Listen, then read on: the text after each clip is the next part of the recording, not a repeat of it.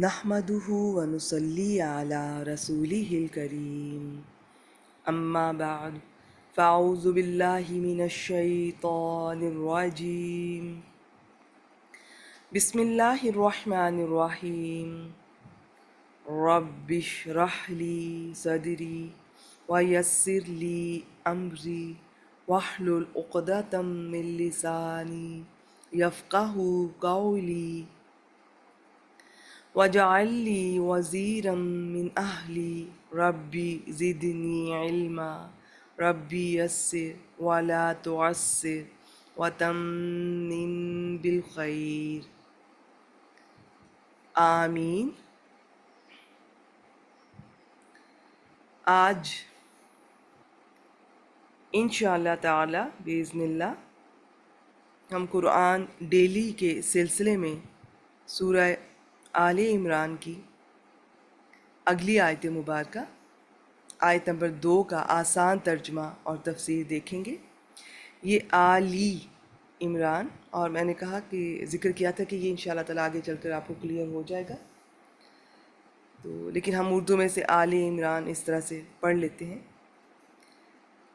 تو یہ آج اس کی دوسری آیت مبارکہ ہم دیکھ رہے ہیں۔ بسم اللہ الرحمن الرحیم۔ اللہ لا الہ الا ہو الحی القیوم۔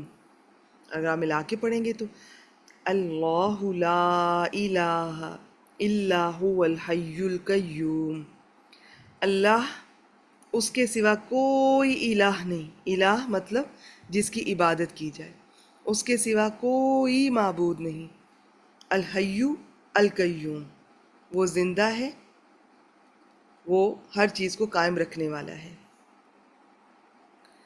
اس آیت مبارکہ سے یہ معلوم ہوا کہ جو حقیقی الہ ہے وہی ہو سکتا ہے جس میں یہ دو کوالٹیز مسٹ ہوں، وہ ہمیشہ سے زندہ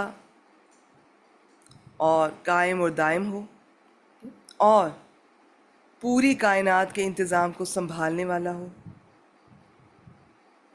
قدرت رکھتا ہو۔ تو بیسیکلی زندہ اور قائم رکھنے والا۔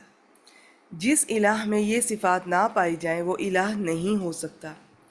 اس معیار کے مطابق تمام معبودان باطل، خواہ وہ جاندار ہوں، موجود ہوں، یا فوت ہو گئے ہوں، اور خواہ بے جان ہوں، سب کی نفی ہو گئی۔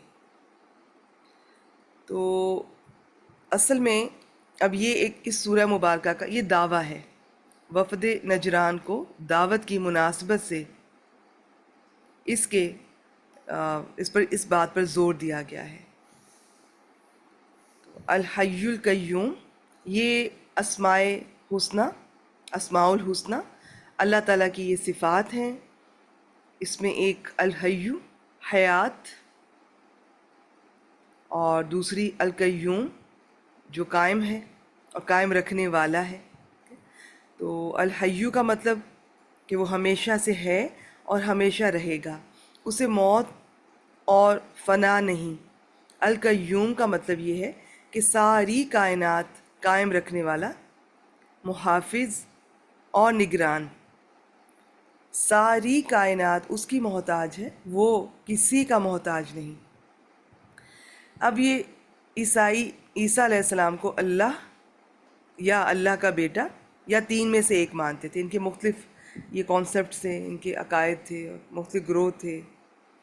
تو گویا ان سے کہا جا رہا ہے کہ جب عیسیٰ علیہ السلام اللہ کی مخلوق ہیں، وہ ماں کے پیٹ سے پیدا ہوئے ہیں، اور ان کی پیدائش کا زمانہ بھی کائنات کے پیدا ہونے سے بہت بعد کا ہے، پھر ان پر موت بھی آئے گی، اور عیسائیوں کے بقول تو ان پر موت آ چکی۔